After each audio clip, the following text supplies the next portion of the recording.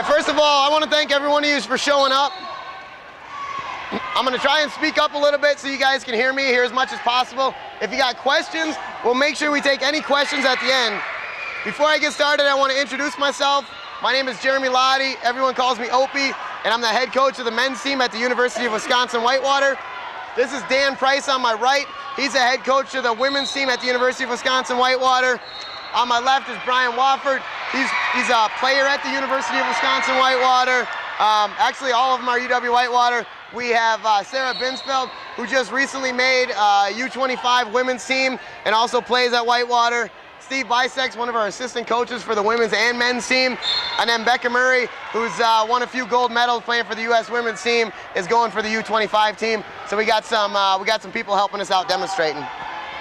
Some of the stuff we want to talk about a little bit today is we're talking about individual skill development as well as offensive strategies. And some of the individual skills that we're going to talk about lead directly into some of the offensive strategies we're talking about. Some of the skills you're going to need to be successful in offense are some of that basic stuff that I'm sure all of you have worked on, but it's easy to take stuff for granted. You got to do what you can to get a little bit better. You guys, let's come in a little bit closer. I'm sure it's hard to hear. I didn't notice that. Yeah. I didn't notice. All right, as I was saying that, you know, there's some skills that you need to be successful on offense, and you need those skills to implement some offensive strategies. So before we start talking about, you know, what we do or what we look for on an offense to break down a defense, I want to talk a little bit about the skills that you need and how to develop those skills. One of the first skills that you got to be good at is passing, right? And everybody knows you got to be able to pass the ball. One of the biggest things in offense for wheelchair basketball is a hook pass. And you have to be able to hook pass with your outside hand. If Brian is defending me and I want to pass to Steve, I want to use my outside hand and hook pass over the top, all right? If Brian's defending me and I'm like this and I'm only comfortable using my right hand and I go to pass to Steve, then Brian's going to be able to block that pass. So you want to be able to use your right and left hand in a hook pass. A few teaching points when you're working on your hook pass. We talk about bringing your bicep to your ear. Okay, so when you follow through, when you're done, your bicep is going to touch your ear, and that's going to help you with your release point. So it's going to come up, release the ball, see how my bicep is in line with my ear. The other thing we talk to kids a little bit about in terms of fundamentals, if you want to watch your release point on the pass, what we see a lot is kids want to come here and release here over the top of their head where they're hanging onto the ball for a long time. The idea of a hook pass is to keep it away from the defense, so you want to release on the outside cylinder of your body. So if you watch my hook pass, I'm releasing out there, following through, and then my bicep comes to my ear. Does that make sense? Okay? You want to be able to do the same thing with your left hand as you can with your right hand. To work on passing, we have a very simple drill that we do in practice. We'll line up. Steve, you want to demonstrate for me? We'll line up across from each other, and we're going to pick a distance apart that both of us feel comfortable passing. And quite simply, I'm going to pick a target for Steve, and I'm going to try and hit that target. Steve's job as a person receiving the pass, he has to give me a target. All right, so Steve, give me a target. Steve's a big guy, so I want to throw it to his outside hand. When I'm passing, I want to remember, bicep to my ear, watch my release point, and then eyes on the target that I'm throwing to. What we see a lot for young kids is when you put that ball in the outside cylinder, you no longer look at your target, you want to look at the ball. So you got to be comfortable handling that basketball on the outside of your cylinder. So ball on the outside away from the defender, eyes on the target, watch your release point, nice high arc, and then you got to be critical of where your pass lands. So that was a little bit behind to the target that I was throwing to, and then as we go and pass back and forth, we can be a little bit more critical. Now, I just showed you a right hand hook pass, which is my dominant hand. It's easy to pass with your dominant hand. I think everybody, that's the most skill. The hard thing is to be able to pass with your left hand as well. So after we throw for a few minutes of passing with our right hand, we're going to switch over to our left hand. Same thing, Steve's going to give me a target, ball on the outside. I don't want to look at the ball, I want to look at my target, follow through. Okay, now that was a little bit deep, and then we'll make those adjustments as we go ahead and practice that. Any questions about that hook pass?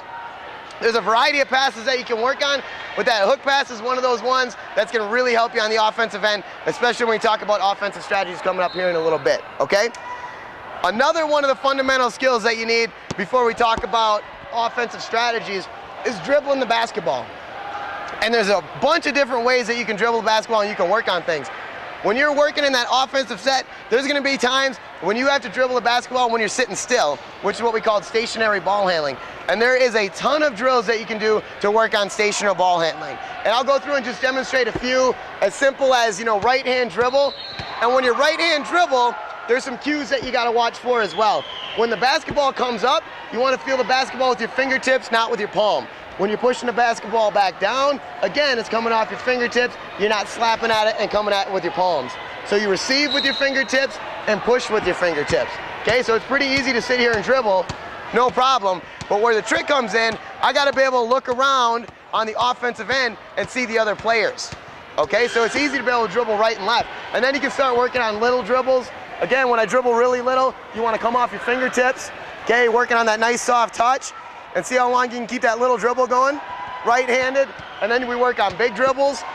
And the key about big dribbling is you want to keep your hand on top of the ball. So I'm gonna dribble big, and notice my hand's still on top. And when I push, I'm pushing with my fingertips. So you should be able to do those things with your right and do them with your left. And you should be able to do them without looking at the basketball as you advance.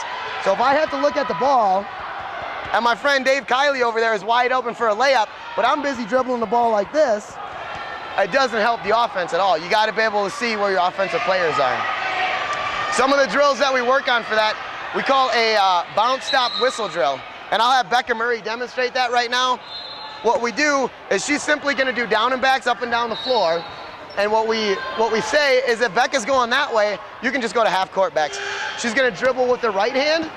When she comes back, I want her dribbling with her left hand. Okay, and these are some drills that help us work on moving with the basketball.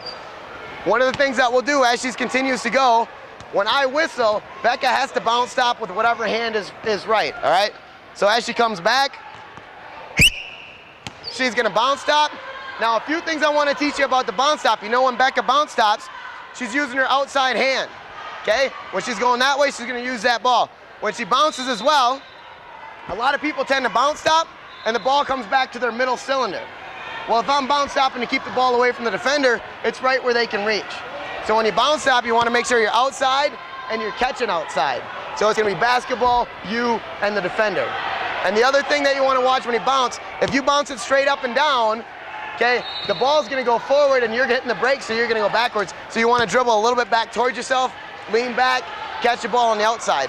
You notice when Becca does it or when I'm demonstrating that I don't catch it here and then quick come and put a second hand on there. It takes a little practice, but you got to be able to handle that ball with your outside hand and be strong with it. Questions about that? So one of those drills is, like I said, doing some down and backs. You blow a whistle and then you got to bounce stop right-handed and left-handed. All right? So some stationary ball handling skills that you can do to work on dribbling. The bounce stop whistle drill helps. And we talked a little bit about passing, working on our hook pass for the offensive strategies. And the last drill, the last skill you gotta have to be successful on offense is what? What's the one thing I haven't talked about? Shooting. And you notice I bring up shooting last. Because everybody comes into a gym, and what's your favorite thing to do? What's the first thing you do when you come into a gym?